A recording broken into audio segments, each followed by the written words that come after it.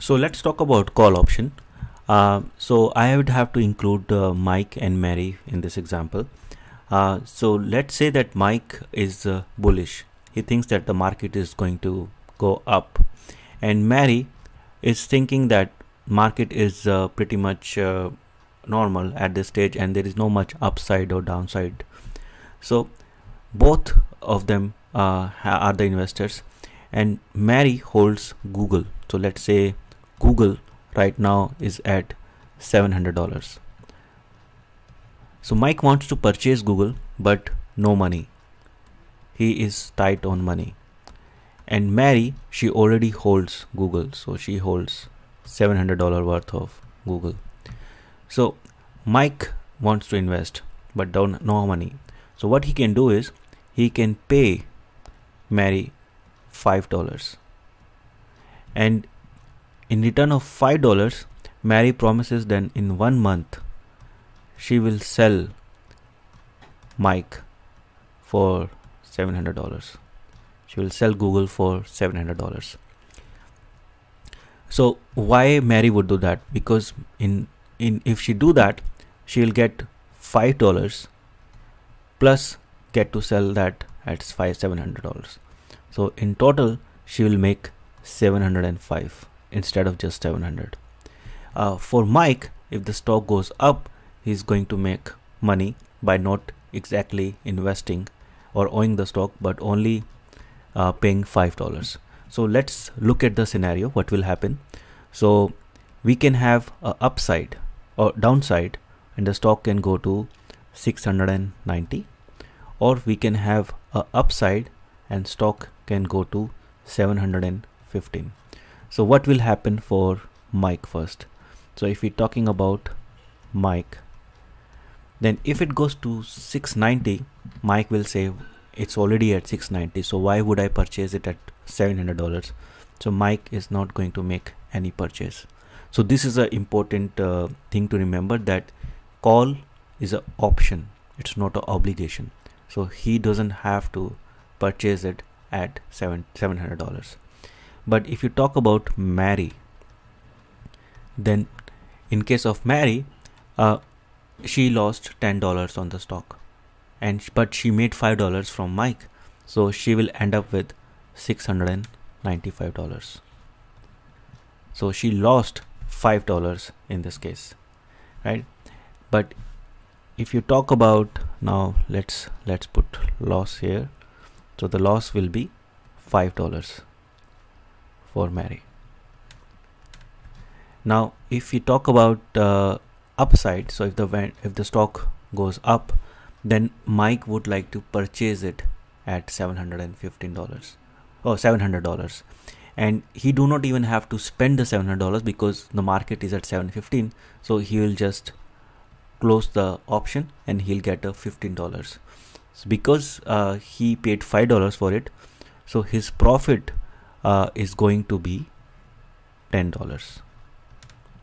And for Mary, she needs to sell that stock at $700, but she also got the premium, so she will got in total of $705, out of which we'll say that she made $5 in profit. So she made $5 in profit, Mike made $10 in profit. In case of downward side, Mike didn't lose anything. Yeah, he lost the premium which he paid, so that premium will be $5, and Mary lost some money. So but if the stock would have gone way below, so let's say if the stock would have gone to 600, then in this case Mike will again not buy it for 700 and his loss will be still $5. But Mary, who is holding the stock, she will be losing a lot of money. So right now then she will end up with 605, and her total loss will be 95. So this is the call option. So let's go a little bit more graphical. So let me plot the profit chart. So suppose if I'm looking at the profit, and this is the stock price. So if I entered at the stock at this price. Then if the stock goes up, I'm going to make money. If the stock goes down, I'm going to lose money. And there is no protection. The stock can keep going down. However, if instead of buying the stock, I pay a premium for a call option at this price, then because I'm paying a fees, I'm already starting with the loss. So I'm starting with the loss. If the stock goes up, first I will recover my losses and or what the fees I paid, and then I'll start to make money. So my chances to make money will decrease because stock has to go above a certain price for me to even start make money. However, if the stock goes down, then I will not have any losses, because the only losses will I have is the premium which I paid for the stock. So in that case, my loss will be limited. So I'll get a downside protection, but I also limit my up or like I also delayed my upside profits. So this is how the call option works. Now there are few things to remember. So let's go back to the example of Google. So I'm talking about Google now, right? So I can have first the function of the strike price. So K. If the K is $700, the premium will be high. So suppose the premium could be $5. But if it goes to 720, then it's less likely that the stock will go above 720. So in that case, the premium will decrease maybe to $2. And then if I'm talking about 750, then again the premium will decrease a lot, and maybe it's only 50 cents. Right? So the premium will depend upon where the strike price is. The another thing to remember is the expiry date. So longer the expiry date, more likely is the stock to go above a certain price. So if I'm asking what's the likely scenario that the stock will go above 750 in 1 month, so it will be less likely. But if I say what about 1 year, so I'll call this as 1 month, and this as 1 year. So if I'm talking about 1 year, then you'll say yeah, it's more likely. So in that case, the price will increase and it will go to $5. And if I'm talking about 720, then price will go to maybe $20, and for 700 it will go maybe $50.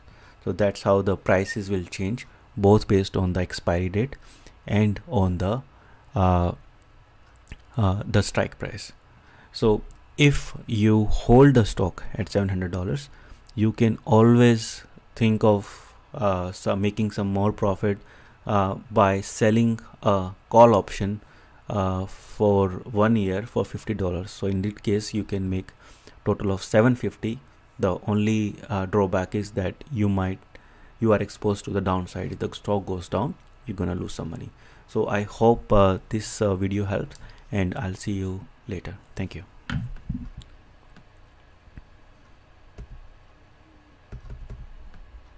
Let's talk about put option, and again I would have to invite Mike and Mary to explain this concept.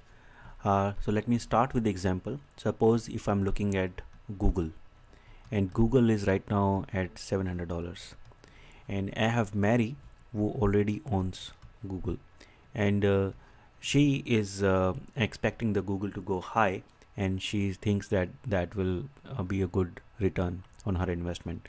But she's also worried that what if the Google goes down? It can go to 680, it can go to 650, and she don't want to lose that money.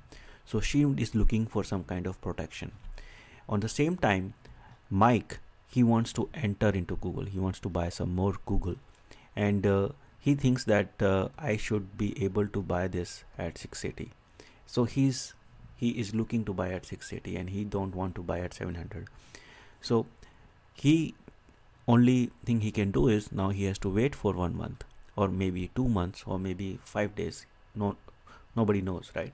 So either he can keep waiting, or he can enter a contract with Mary. In that case, Mary will give Mike $5, and for $5 Mike will promise that he will buy the stock for 680 and after 1 month. So if he promises Mary that he will buy the stock even if it goes below at 680, then Mary will have a downside protection. So her maximum loss will be equal to $20 because it can go to 680 plus the $5 which she paid for the premium. So now she has more peace of mind. And in case of Mike, he is happy because he made $5.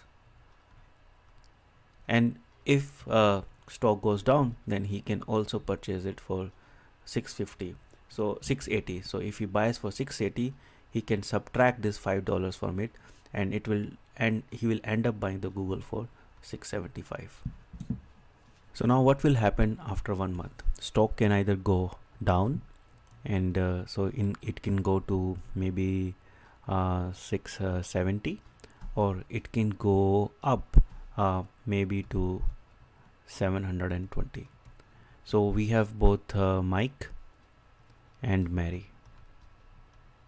So how the profits will look like for both of them? So if you talk about Mike, then because it went to 670, he is now he has to purchase it for 680. So he bought it at 680, but he was paid $5 for it, and so the $5 is extra, right?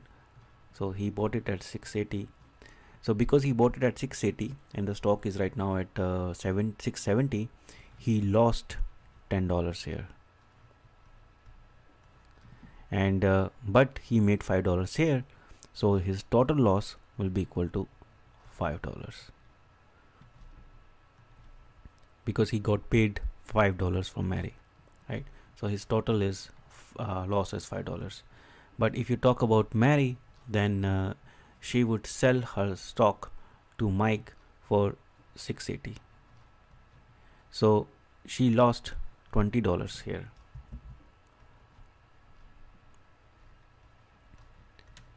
And she also paid $5 to Mike, so that $5 will also add up. So she lost total of $25. Now if we are talking about upside, then in case of Mike, he will not be able to buy the stock because the stock never went to 680. So in that case, he will make $5. So his total profit will be $5. So now look at this, that even though he didn't purchase any stock, he was still able to make $5 just for his waiting for the stock to go to 680, or willingness to buy the stock at 680.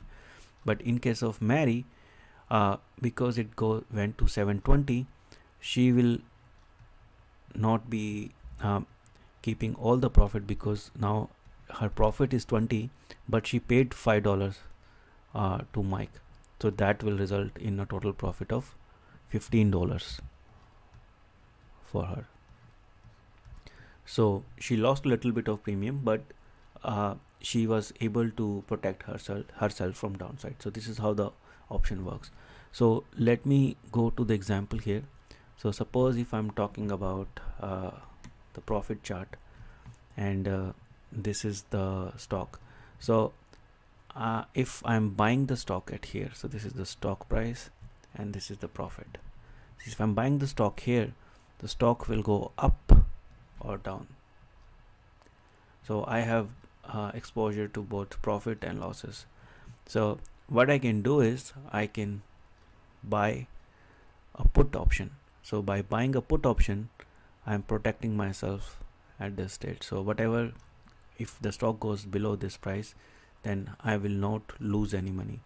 But because I paid for it, I would have my entire chart will shift down.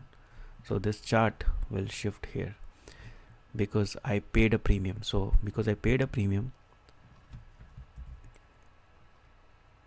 I lost some money. So I'm already here because this is the premium I paid. And now if the stock goes up, I'm gonna make money. However, if stocks will not go up, I'll end up with the premium I paid as a loss. So this is how the chart will look like for a put option.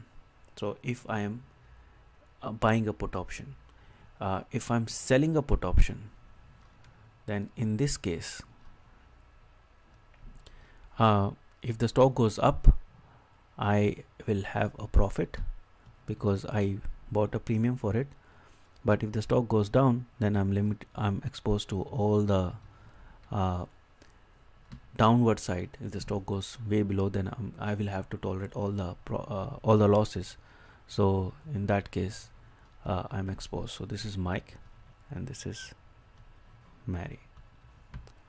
So now again, the premium for the put option will depend upon both the strike price and the expiry date. So if the strike price is $700, then it's more likely to go below $700. So in that case, the premium will be maybe, you can say, $5. But if the strike price is $650, so I'm willing to buy at $650. In that case, the premium will go to maybe 50 cents because it's less likely for it to go there. So this is, I'm talking about 1 month. But if I'm talking about 6 months, in that case, price can it is more likely for the stock to move farther distances. So in that case, it will be $50 and the 651 will be $5. So the price will be higher because it's more likely for the stock to move either up or down. So the premium will depend both on the expiry date and the strike price. So I hope this video helped, and I'll see you again in the next video. Thank you. Hi guys, let's talk about bonds today. So suppose if there is an institute or there is a company, and this company is looking for more capital, so they need more dollars. So there are two options for them. Either they can go to someone and ask for loan, right? And in other case, they can just issue the bond. In this case, the other people, individual or the banks, can come and give the loan to the institute. So this can be bank, or this could be individual, or any kind of other institutes. So they will go and give the loan to the institute, and how that will happen is they will issue a bond. So what they are saying in terms of that is, they are saying that we will return you a particular amount of maybe say face value. So this is the face value. So we'll return you this much money after time t, and you have to just give us P today. So if you give us P today, we'll pay you F after time t. So this is kind of a loan, but in this case, the loan is not from, they are not going to ask for a loan. They are just issuing the bond, and the people are coming and paying the loan or giving the loan to the institute, right? So how will you value the current price? So suppose if the institute is paying you $100 after 1 year, so and the interest rate is 10%, and you have 1 year timeline. So in this case, the value should be around $91, right? So if you pay $91 right now, you will get $100 after 1 year. So that's a bond which is giving you 10% return. Same way, you can have another bond in which the bond is $100 right now, and instead of paying like different amount, it's paying again $100 at the end. However, in between it's paying you $10 at each year. So this is first year, and this is second year, and the third year you get $10 again, and then you get the principal. So this is called the coupon option. So the bond with the coupon, and this is no coupon bond. So these are two type of bonds. So how people invest in bonds? So they are, if you think about the investment, so suppose if you have $90 right now, so you want to put that, you want to invest that in the bonds. So if you invest that, you're going to get $90 in the end, $99. Or let me make it easier. Instead of 90, I'll call it 91, and let's call it 100. So after 1 year, you are going to get $100. So if you're looking for long term, like for 1 year at least investment, then your investment is safe. So it is safe, right? Unless the company goes bankrupt. So you have a safe investment and you have return of 10% for sure, right? However, if you're looking for quick money and you are trying to bet on the change in the interest rate, so right now the interest rate is 10%, right? So you invested your $91. Now there is a change in the interest rate, and the interest rate changes to 2%. So when the interest rate will change to 2%, now the same $100, for same $100, this value should be 98. Now somebody has to pay $98 for them to get $100 in the end. So you don't even have to wait for 1 year. If there is a fluctuation, you can always buy at 91 and sell at 98 without waiting for the full year. So no wait for 1 year, right? So this is how people make money by trading bond, is by just looking at the fluctuation which happens from day-to-day basis. Same way, bonds have risk, because suppose if you invested at 5%, so you will have 100 and you have approximately 95 here, and you're sure that you're going to get 5%. However, if it changes to 10%, the interest rate goes to 10%. Now in this case, your 100 will become 91. So in the current market, if you need to liquefy your investment, then you are at the loss. However, if you go all the way to 1 year, then you will get your return. So you will have a gain eventually, but this gain will not be same as what the market gains are. So you will be not the gains will not be satisfactory, because you invested at the wrong time, maybe, considering the interest rate now increased. So I hope this video helped, and I'll see you again in the next video. Thank you.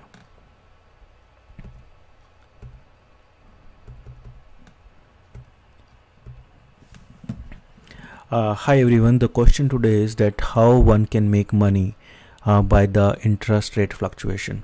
So let me start with the example. So suppose if the interest rate is 10% right now, and in another case the interest rate is 2%. So you are sure that the interest is going to go up or going to go down from 10% to 2%. So what should you do in this case? So what you should do in this case is, so you should look at the bond. So what is a bond? So if I'm looking at here, then suppose if I have a bond which will be in 1 year, which will become $100. So if this bond is going to become $100 in 1 year, then what should be the value today? Because the interest rate are 10%, then the value should be $91, right? So we are looking at this 91 and this is 100. So this is how the bond market will look like. But if I'm looking at the 2% case scenario, then again this same $100 bond will look like $98 here, right? So this is how the bond market will look like based on the fluctuation in the interest rate. So all you need to do is invest on the right side. So if you are looking to invest, you can make money going from 91.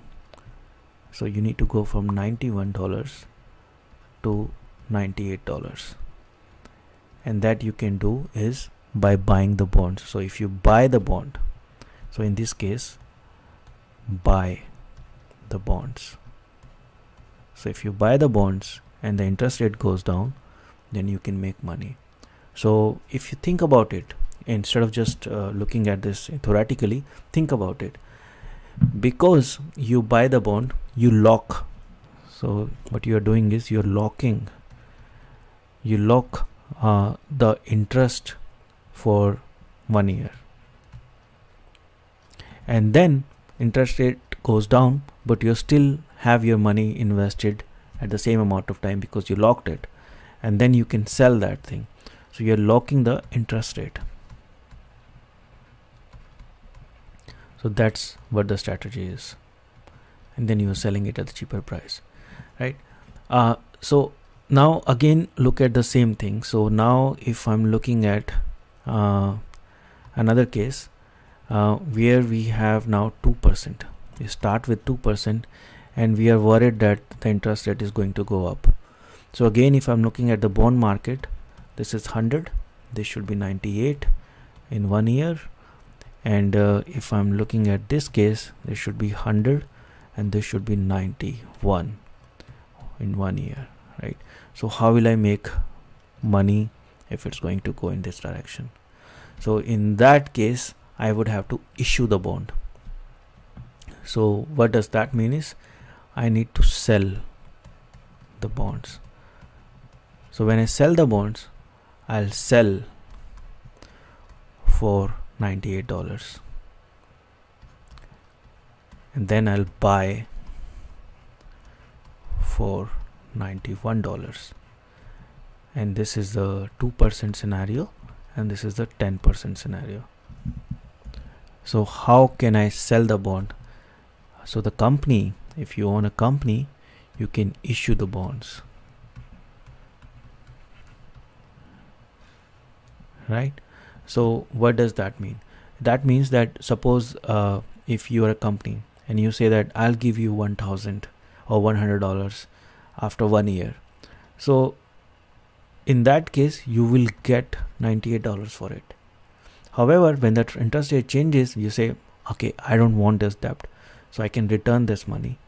So in that case, you only have to return $91. So this is how it works. But how about the individuals? So for the individuals, this scenario is difficult because they are unable to issue the bonds unless they are the private lenders and they lend it to someone else. So for the individuals, the most likely scenario is this case. And in this case, you buy the bonds and you are investing your money in there. Yeah, for the individuals, one case scenario would be the mortgage. So when you are issuing the bonds, basically you are saying that that you are going to provide this much money to this bank or this particular institute, right? So in that case, this is equivalent to mortgage. So if you get a mortgage at low interest, then this is always better, and then when the interest rate goes higher, then you will be in much better situation. And if you're able to transfer this mortgage to another person for the same interest rate, then you will make money. But I'm not sure you will be how that will be, is that possible or not with the bank or not. But this is how you can invest or make bets based on change of the interest rate in the market by selling or buying the bonds. So I hope this video helped, and I'll see you again in the next video.